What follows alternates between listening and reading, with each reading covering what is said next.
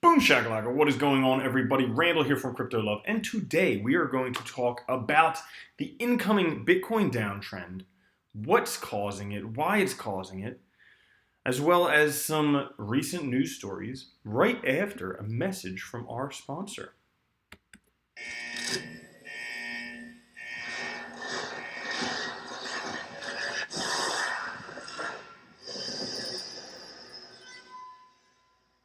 That's right, guys. Monarch Wallet supports over 1,800 cryptos, including Bitcoin, Ethereum, XRP, a whole bunch of others, fiat parents for Bitcoin and ETH, and you can get interest on your crypto. Now, today, we have CoinMarketCap drop $3 billion. The total market cap dropped $3 billion from 137 or 140 to 137 billion dollars. Bitcoin dominance up from 50.8 to 51.1%. Most of the top cryptos are dropping a few percent change today. Bitcoin at $4,000, Ethereum at 135, XRP at 30 cents. And if we take a look, the biggest gainers today, Maximine Coin, Tezos, and Ravencoin, again up huge. Ravencoin is up like 4x in the past month. Crazy. Huobi token down 12, Theta down 7, and Golem down 7. So, what is going on today? What is causing this recent Bitcoin price drop? As you can see here today, it's dropped from around 41.26 right to about 4,000. Will we break downside of 4,000 today? It's very possible, and I'll show you a few potential reasons why. The big one right here I found out from Crypto Rand, so probably the most important 2 weeks for Bitcoin in the last months, facing the yearly downtrend channel. And as you can see here, we have been in a downtrend for the past year. Stuck in this channel right here, you can see it provided resistance 3 times. The last time was when the price went from 6,500 or 6,000, what everybody thought was very solid support, all the way down to about $2,800. So that was the last time we encountered it. And as you can see right behind my head, hopefully you can see that, we're about to encounter it again.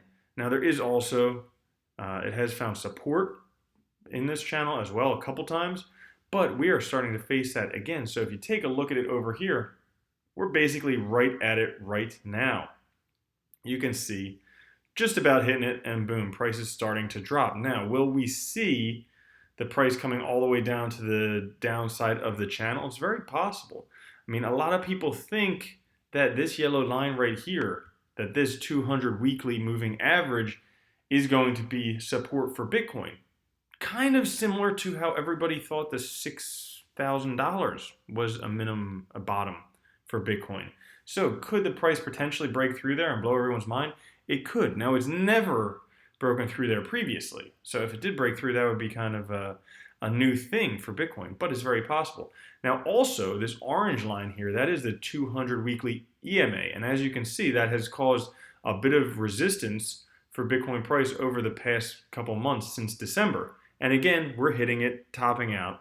Now, what's going on with the MACD? The MACD is aiming back towards heading towards stablecoins. So potentially by tomorrow, may transfer back to stablecoins with that. Also, RSI is pretty high today.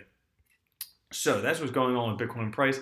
I would think potentially price might drop down just a little bit. And if you guys remember, back here at this spike, we did have a bottom on Bitcoin USD shorts. And generally after that, there is a price drop. So that might be some of what we're seeing right here.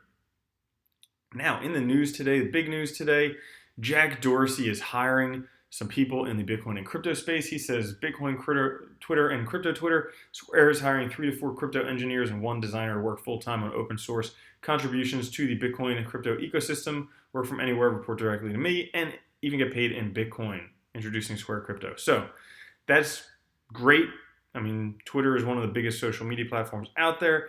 And for them to be contributing that much to Bitcoin, even in an open source fashion, that's definitely going to be great for the entire ecosystem, great for getting people to know more about crypto. Also in the news today, Wall Street Journal has claimed $9 million of money laundering via Shapeshift. But apparently it's on a flawed investigation. So they published this, I believe, yesterday, and they're saying there's $9 million of laundering. However, it's suspected that that $9 million is a bit of an overstatement. So by tracing this laundering through no more than 2 intermediaries before reaching an exchange, the Wall Street Journal's stated methodology was fundamentally flawed. By tracing any of the funds, illicit or not, over the course of multiple transactions is extremely difficult, and presenting the total contents of subsequent wallets as illicit is forensically unsound. So therefore, of the Shapeshift addresses which receive ETH within 3 hops from the initial dirty addresses, less than half of the ETH traded through them are tainted. Using the most generous assumptions, this is still only 23% of Wall Street Journal's claimed $9 million. So that would make it something around $2 to $2.5 million of laundered money through Shapeshift. Now, Shapeshift allows you to basically exchange money through putting it through Monero to Ethereum or whatever you wanted, and that allowed people to kind of launder their money. So I was curious. I was just thinking, $9 million, that's a significant amount, but I'm just curious. What is the average money laundering in the U.S.? And I didn't even need to click on any articles to open it. Basically, each year in the U.S., between $500 billion and $1 trillion of laundered money is generated through international banks and financial institutions. Now, I didn't even write that stuff, but that is just beautiful because, they're claiming, Shapeshift, $9 million. Okay? Well, how about 100 times 1,000, 100,000 times more than that every year just through banks and financial institutions? So, is crypto the evil one? I don't know. I would say banks and financial institutions are. Also in the news today or yesterday, there's not much news going on. It's really tough to report on news because there's really not that much going on. But Wikipedia co-founder says stop using Chrome and start using Brave, specifically for privacy issues. So the co-founder of Wikipedia, Larry Sanger, has shown his support to the Brave browser, saying that the threat to our privacy undermines some basic principles of decentralized internet that blossomed in the 90s and boomed in the thousands.